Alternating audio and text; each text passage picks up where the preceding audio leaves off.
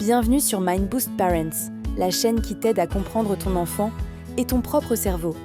Si tu veux arrêter d'élever ton enfant à l'aveugle et commencer à vraiment le comprendre, abonne-toi pour ne rien manquer. Tu as déjà eu cette impression que ton enfant t'écoute, mais qu'en fait, il fait tout l'inverse? Tu répètes encore et encore les mêmes choses, tu finis par t'énerver et rien ne change? Tu te sens épuisé et tu te demandes ce que tu fais de mal? Et si je te disais que ce n'est pas que ton enfant ne veut pas t'écouter, mais que souvent, son cerveau ne peut pas le faire comme tu l'imagines? Reste avec moi, parce que tu vas enfin comprendre pourquoi. Commençons par une vérité scientifique fondamentale. Le cerveau de ton enfant ne fonctionne pas comme le tien. C'est essentiel de le savoir.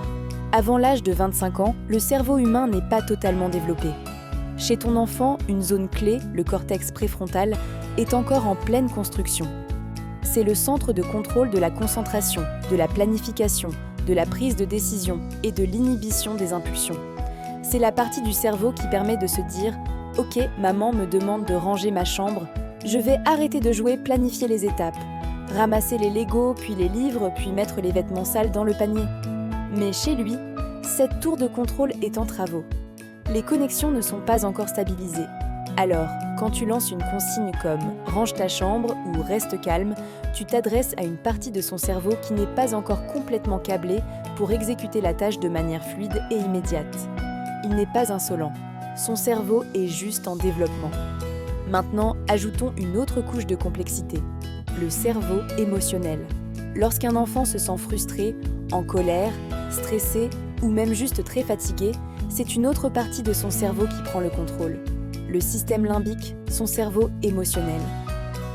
Imagine une grosse alarme qui se déclenche. À ce moment précis, son cortex préfrontal, le cerveau logique, est mis sur pause. Il n'entend plus vraiment tes mots, il ne peut plus raisonner. Son cerveau est en mode survie, il est submergé par l'émotion. C'est pour ça qu'il réagit de manière disproportionnée. Il crie, il fuit, il se roule par terre, ou il pleure pour une raison qui te semble futile. Toi, tu parles à sa logique en disant « Mais enfin, calme-toi, ce n'est rien ». Mais lui est bloqué dans la tempête de l'émotion. C'est comme essayer de parler à quelqu'un qui a un casque avec la musique à fond. La première étape, ce n'est pas de crier plus fort, mais de l'aider à enlever le casque. Alors, comment fait-on pour l'aider à enlever ce casque émotionnel et à rebrancher son cerveau logique? La clé, c'est la connexion. Pour qu'un enfant écoute, il doit d'abord se sentir connecté à toi. Son cerveau a besoin de se sentir en sécurité pour sortir du mode survie.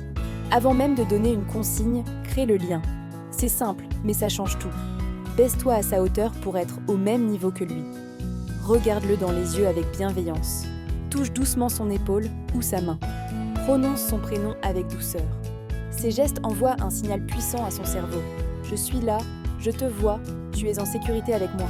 C'est seulement quand il se sent vu, entendu et compris que son cerveau peut repasser en mode réceptif.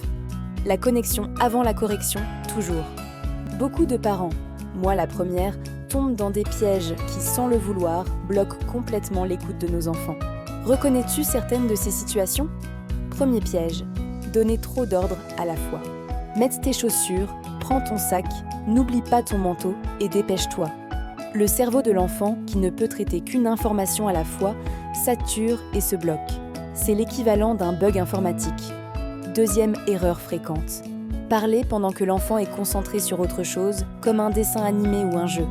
Son attention est déjà focalisée, tes paroles ne sont qu'un bruit de fond. Troisième piège classique, hausser le ton directement. Quand on crie, on active son système d'alarme, son cerveau émotionnel. Résultat, il se braque et la communication est coupée. Et enfin, quatrième erreur, oublier d'expliquer le pourquoi. Fais ça parce que c'est moi qui le dis. Ne fonctionne pas sur le long terme. Le cerveau a besoin de sens pour coopérer. Face à ces situations, le cerveau de ton enfant se met en mode protection. Il se ferme en n'écoutant plus. Ce n'est pas de la défiance, c'est un mécanisme de défense. Alors, concrètement, comment l'aider à mieux écouter et comment te faire entendre sans t'épuiser? La première étape, c'est pour toi. Avant de parler, respire. Une grande inspiration, une grande expiration. Ça calme ton propre système nerveux et ça t'empêche de réagir à chaud. Ensuite, utilise des phrases simples et positives. Au lieu de ne cours pas, dis marche s'il te plaît. Donne une seule consigne claire à la fois. Attends qu'elle soit réalisée avant de passer à la suivante. Si tu as besoin de son attention, assure-toi d'avoir établi le contact visuel. Appelle-le par son prénom. Attends qu'il te regarde et ensuite tu peux parler. Et surtout, valorise les moments où il écoute, même un tout petit peu. Merci d'avoir mis tes chaussures tout de suite. C'est super.